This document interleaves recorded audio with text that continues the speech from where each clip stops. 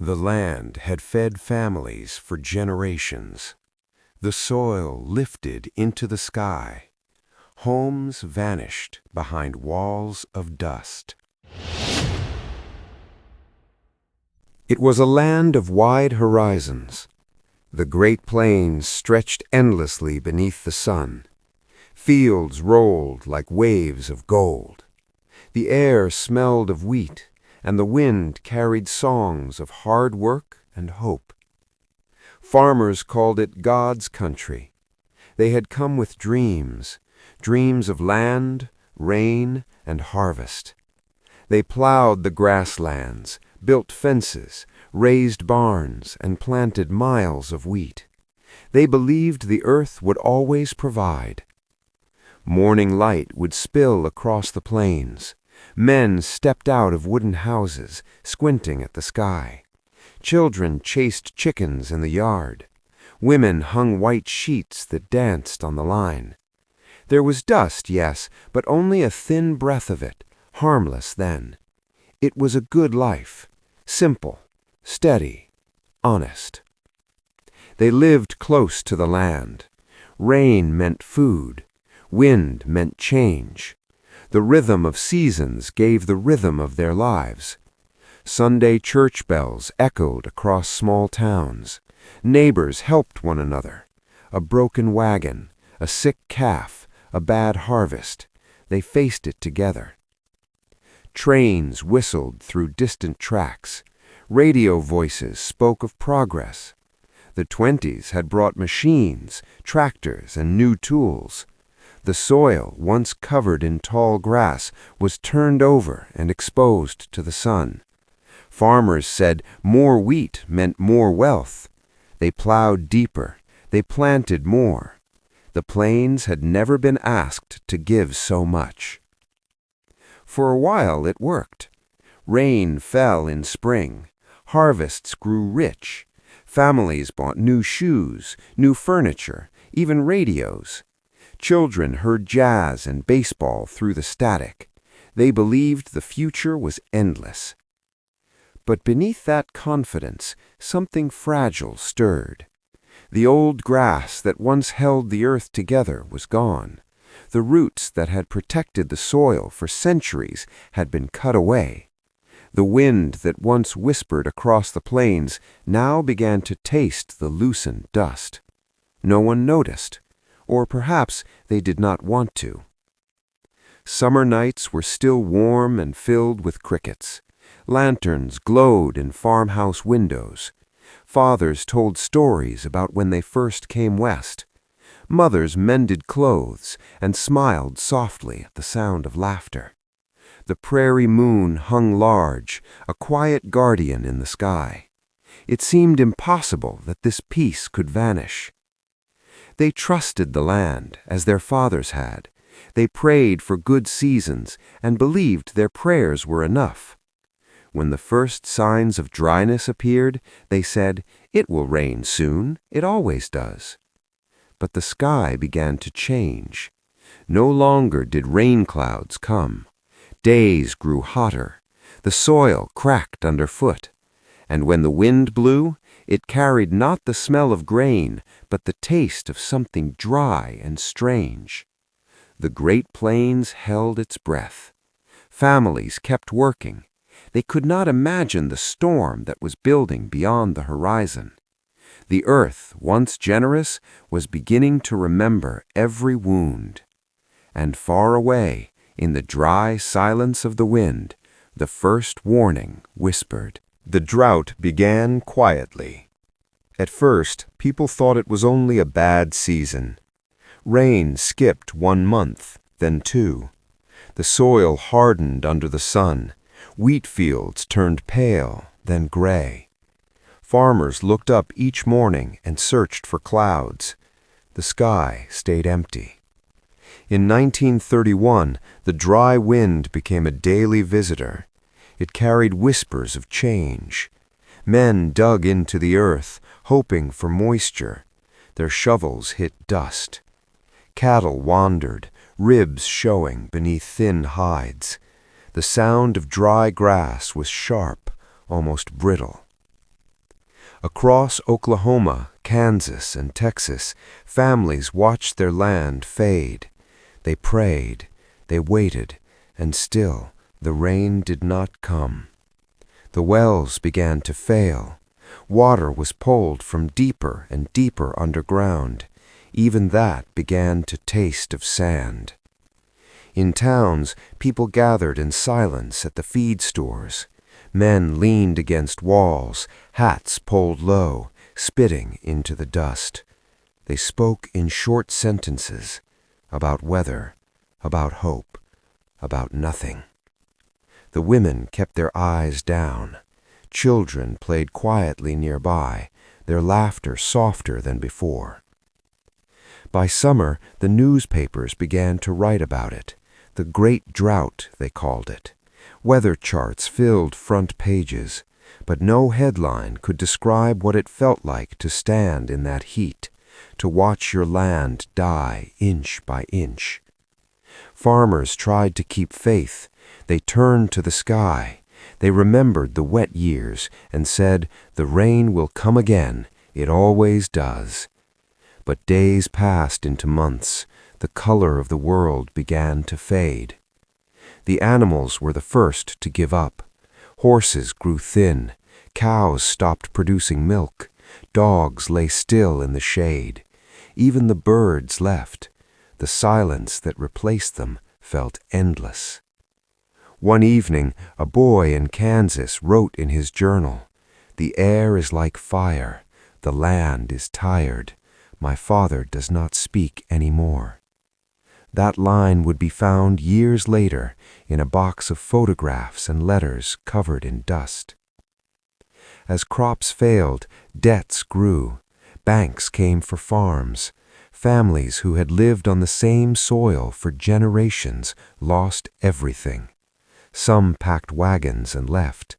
Some stayed, too proud or too hopeful to go. They could not yet imagine the storms that would come.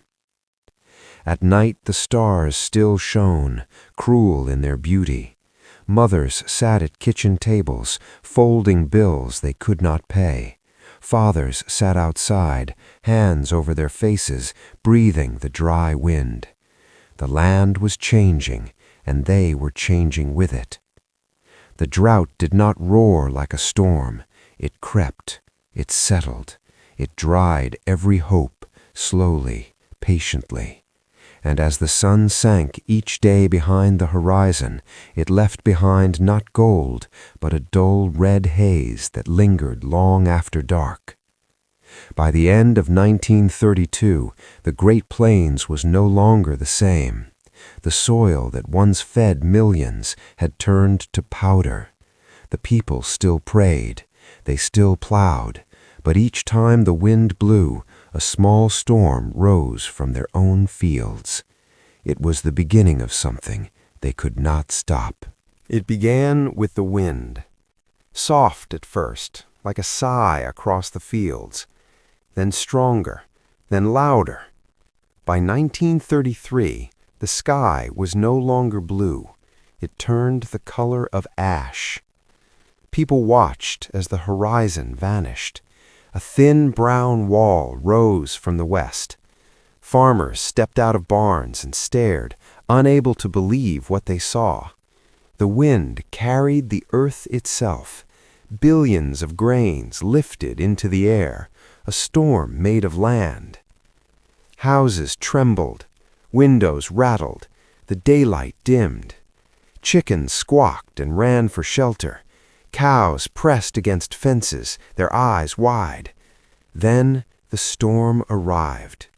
The air became a sea of dust. It roared like a freight train. It stung the skin and filled every breath. People could not see their own hands. Men tied wet cloths over their faces. Mothers grabbed blankets, wrapping them around children. They sealed the doors, stuffed rags in cracks, prayed that the storm would pass.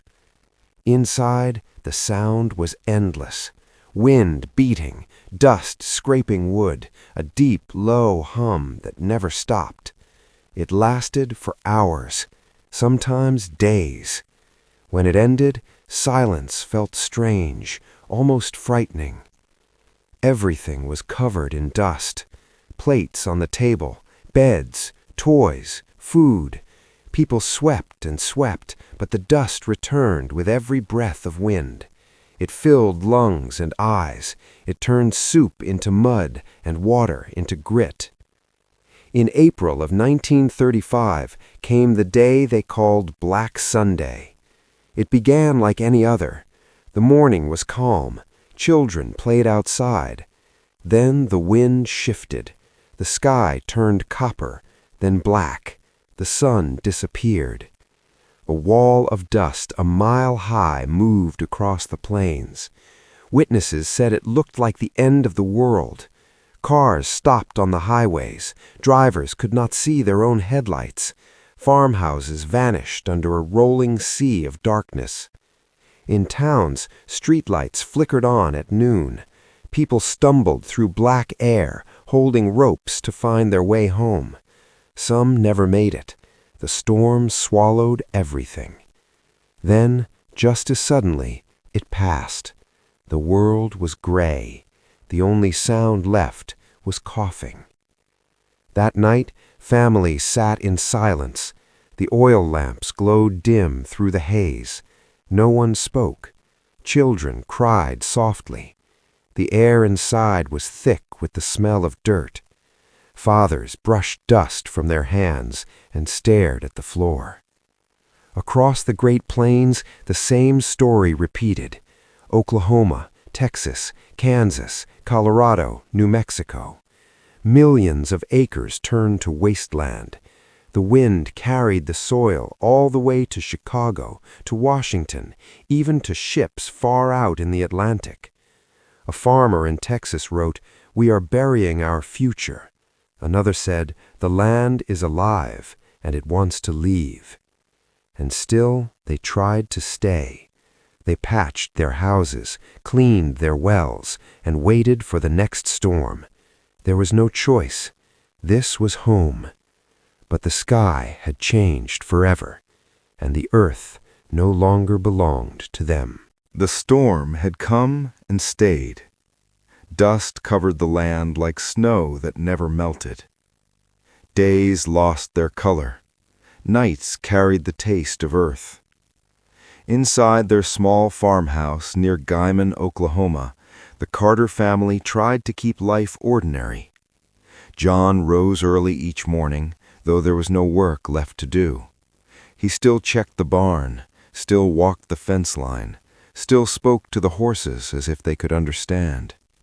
Mary swept the floors again and again, though dust returned every hour. Little Samuel and Grace played with wooden blocks on the table, tracing shapes in the brown film that covered everything. The wind never stopped. It whined through cracks in the walls, moaned around the chimney, and filled the rooms with a fine gray breath. Every sound outside, the well pump, the creak of the gate, was muffled by it. When they opened the door, even for a moment, the storm rushed in like an uninvited guest. Neighbors learned to live by ritual. Wet sheets hung over doorways, windows sealed with tape and rags, water jars placed beside beds for night coughing fits. People moved slower, spoke quieter. Life became a rhythm of waiting and cleaning, of breathing through cloth and sleeping with one eye open. At mealtimes, the family bowed their heads. Mary whispered grace, her voice trembling with the sound of dust sliding across the roof. The soup tasted of grit. Bread turned coarse from flour that had absorbed the air itself. Still, they ate. They said it could be worse. Across the plains, the same story played out in thousands of homes. Mothers covered infants in wet towels. Men wrapped their faces with scarves. Doctors began calling it dust pneumonia. Children coughed through the nights until their lungs ached. Hospitals overflowed, though many had no medicine to offer. John refused to give up. He patched the roof, dug a new trench to catch rain, if rain ever came. He told Samuel, "The wind can blow, but it cannot break us." Samuel nodded, though he did not understand. He only remembered the way his father's voice shook. At night, Mary sat by the radio. The voice of the announcer came faint through static. Reports of more storms, more farms lost. She listened until the power flickered and died. Then she sat in the dark, hearing only the breathing of her children. One afternoon, Grace found a bird lying near the porch. It was covered in dust, its wings stiff. She asked her mother if it was sleeping. Mary could not answer. She wrapped it in a handkerchief and buried it behind the house. That night, the wind howled louder than before. Weeks turned to months. The Carters stopped marking days on the calendar. Every sunrise looked the same, pale and empty. John's fields were gone. Only rows of sand remained, like frozen waves across the earth. He stood there one evening, the light fading red, and whispered, "I am standing on what used to be life." The storm had not ended. It had become the world itself. And within that endless gray, families like the Carters clung to what little remained, each other, and the fragile hope that one day the wind would stop. By 1936, the storms had taken everything. Fields were gone, livestock dead, banks closed. People looked at their land and saw only sand and wind. For the Carter family, there was nothing left to lose. The barn had collapsed, the well was dry, every corner of the house carried dust an inch deep. John stood in the doorway one morning, his hat in his hand, and said, "We have to go west." Mary did not speak at first. Her hands rested on the kitchen table, pale against the brown wood. She looked at the children, Samuel thin, Grace coughing softly, and finally nodded. There was no argument left in her, only the quiet understanding that home had already vanished. They loaded their truck with what they could carry: a mattress, a few blankets, a metal basin, a Bible, and a box of family photographs. John tied everything with rope and checked the tires twice. He poured the last can of fuel into the tank. When the engine coughed to life, it sounded like a promise. Across the plains, thousands of families were doing the same. Old cars and wagons creaked along dusty roads, heading toward the hope of California. Men drove with hands stiff on the wheel. Women clutched children in their arms. Dogs followed until the dust grew too thick. The journey was long and cruel. Days burned with heat. Nights froze. Dust trailed behind them like a ghost that would not let go. They stopped when the truck overheated, when Grace needed water, when Samuel cried from hunger. Sometimes they stopped just to breathe. Highway 66 became a river of motion. Oklahoma, Texas, Kansas, all emptying west. Families shared news along the road. There's work in the orchards. They say the government is giving land. They say the rain comes in California. No one knew the truth, but hope was easier than silence. One afternoon, the Carters reached the edge of New Mexico. The sky glowed red behind the mountains. John stopped the truck and looked back. The plains stretched out behind him, endless and still. He thought of his father, buried there. He whispered, "I'm sorry." They camped by the roadside that night. Mary cooked a little flour and water over a tin can flame. Samuel asked when they would reach the ocean. John smiled and said, "When you can smell salt in the air, we'll be there." Grace fell asleep, holding her mother's hand. The next morning, they drove again. Miles turned into days. California signs began to appear, faded, bullet-pocked, but real. The truck rattled, the tires thin as paper. When the border came into view, John slowed the engine. For a moment, he thought he could see green hills ahead. But the first town they entered was not green. It was gray, crowded with tents and tired faces. Men stood in lines for work. Children played barefoot in the dust. A woman at the roadside called out, "Where are you from?" John answered, "Oklahoma." She nodded. "Then you're an Okie now. Welcome to the West." That night, as they lay under the stars, the air felt softer. No dust, no wind, only quiet. Mary looked up and whispered, "It's beautiful." John nodded, though his eyes were wet. They had made it out of the storm, but the struggle was not over. The land behind them was dying, the land ahead was not yet kind, and the wind still carried their memories. California did not feel like the promised land. The air was clear, the hills were green, but hope was rationed here too. By the summer of 1937, the Carters were living in a camp near Bakersfield.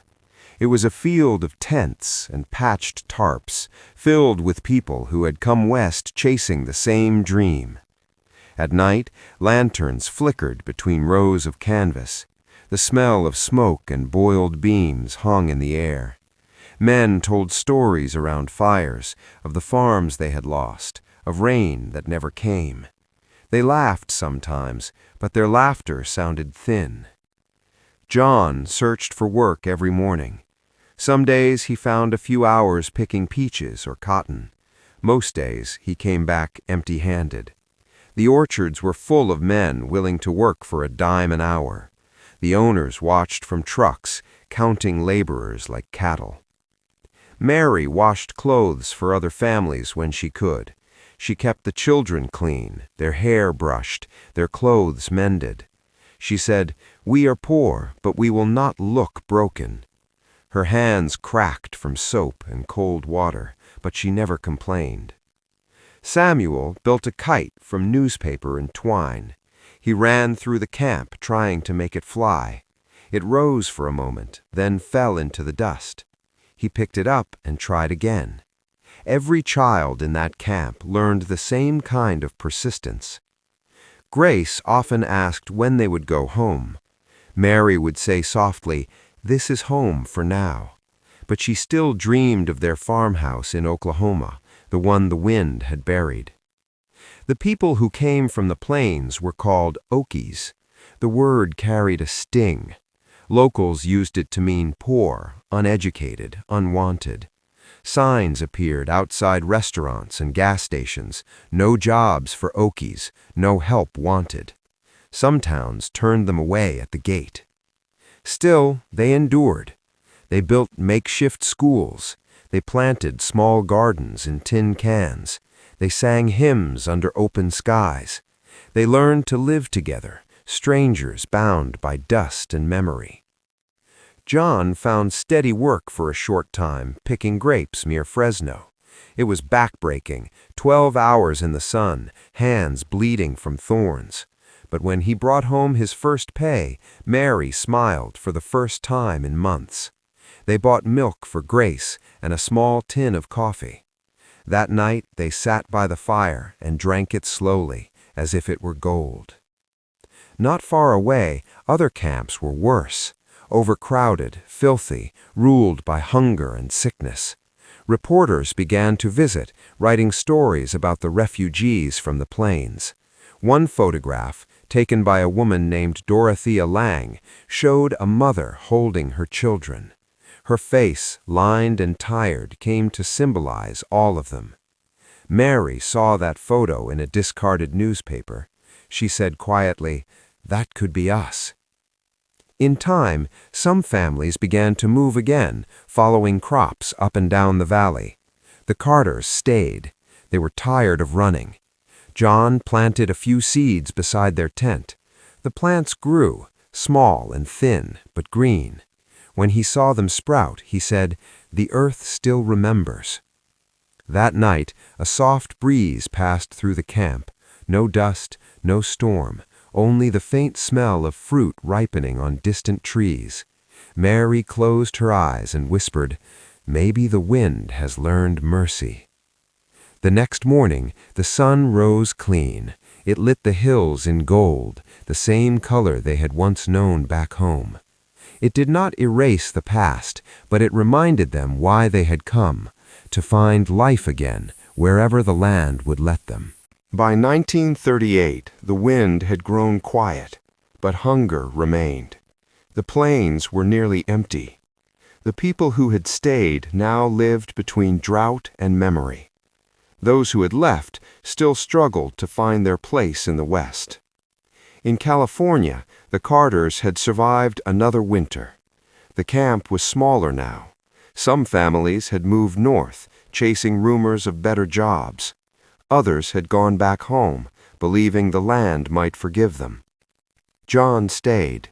He had learned not to trust promises made by the wind. That spring, something new began to spread through the camps. Talk of the government. Men spoke of new programs, of help for farmers and workers.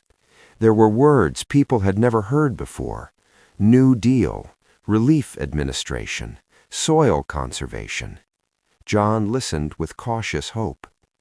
One morning, a truck arrived from the federal agency. Two men stepped out in clean shirts, clipboards in hand. They talked about work crews, about planting windbreak trees, about building fences to hold the soil. For the first time in years, people were being paid to heal the land instead of breaking it. John joined one of those crews. He woke before dawn, rode out to the valley, and spent long days digging and planting. The pay was small, but it was enough for bread, coffee, and sometimes a little meat. More than that, it was purpose. He said to Mary one night, "We are putting the earth back together." Back in Oklahoma, government photographers traveled from farm to farm. They took pictures of cracked land, ruined houses, and the faces of those who had stayed. The images spread across America. For the first time, city people saw what the plains had become and what the storms had done to their own countrymen. In the camps, new schools opened. Teachers came with chalk and second-hand books. Samuel learned to read under a canvas roof. Grace learned to count by drawing numbers in the dirt. Mary called it a miracle. She said, "It is not much, but it is enough to make us feel human again." The government sent workers to teach new ways of farming. They spoke of contour plowing, of rotating crops, of planting grass that would hold the soil. Back in the plains, those who still had land began to follow the lessons. Slowly, the wind carried less dust. Slowly, the color returned to the horizon. For the first time in nearly a decade, rain began to fall. Not heavy rain, not enough to end the drought, but enough to smell like hope. Children ran outside and lifted their faces to the sky. Mary stood in the doorway, her hands open. She whispered, "It remembers us." John watched the rain soak into the ground. He thought of the years behind them, of storms, of loss, of the journey west. He realized the land was not the only thing that needed saving. People did too.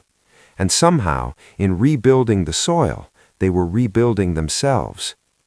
That evening, he sat by the fire and told the children stories about home. He spoke of green fields, of wheat that shimmered like water, of the songs the wind once carried. Samuel asked, "Will we ever see it again?" John looked into the flames and said, "Maybe one day." The radio crackled that night with the voice of the president. Franklin Roosevelt spoke of recovery, of courage, of the strength of ordinary Americans. Mary listened closely, her eyes bright in the light of the fire. When the speech ended, she said, "He sounds like he believes in us." John smiled and replied, "Maybe that is what we needed all along." The world had not yet healed, but for the first time it had begun to breathe again. By 1940, The plains were slowly turning green again. The rain had returned, not in floods, not in plenty, but enough to soften the earth. The storms had grown rare. The sky, once a stranger, began to look like home again. For the first time in years, families started going back. Trucks rolled east instead of west. Some carried furniture. Some carried only hope. They said the land had rested long enough. They said the soil was ready to forgive. In California, the Carter family heard the same news on the radio. Mary listened in silence. John stared at the map spread across the table. He traced his finger along Highway 66, backward, toward the word Oklahoma. Samuel asked, "Are we going home?" John said quietly, "Maybe, if the land will have us." They waited until spring. John saved what little money he could from the work crews. He repaired the truck, bought spare tires, filled a can with gas. One morning, before dawn, they packed again, not fleeing this time, but returning. The road east was quieter now. No long caravans, no desperate horns, only scattered travelers following the memory of their farms. The wind blew soft through the valleys. The air smelled of rain and new grass. When they reached Oklahoma, the land looked different. Hills that had been bare now shimmered with wheat. Grass had been planted where fields once eroded. Trees stood in neat rows along the roads, tall enough to break the wind. John stopped the truck and stepped out. He ran his hand through the soil. It felt alive again. Their old farmhouse was still there, though broken. The roof sagged, the windows were gone, but the walls still stood, and the front door still faced the sunrise. Mary walked inside and touched the table where she had once baked bread. She said softly, "It smells the same." Grace found her old doll under the floorboards. Samuel climbed the fence and looked across the fields. He said, "It's smaller than I remember." They rebuilt slowly. Neighbors returned one by one. The sound of hammers and laughter mixed with the wind. Men helped each other repair barns. Women traded bread and seeds. Children played in the dirt that no longer rose to the sky. At night, the Carters sat on their porch and watched the stars. Mary whispered, "We lived through it." John nodded, and we came back. The wind brushed through the trees they had planted years ago. It no longer sounded like grief. It sounded like breathing. Across the Great Plains, the same rebirth unfolded. Fields of wheat bent under the sun once more. Cows grazed where sand dunes had stood. Rainwater filled the wells that had run dry. But the people had changed. They spoke softly about the past, as if afraid the storms might hear.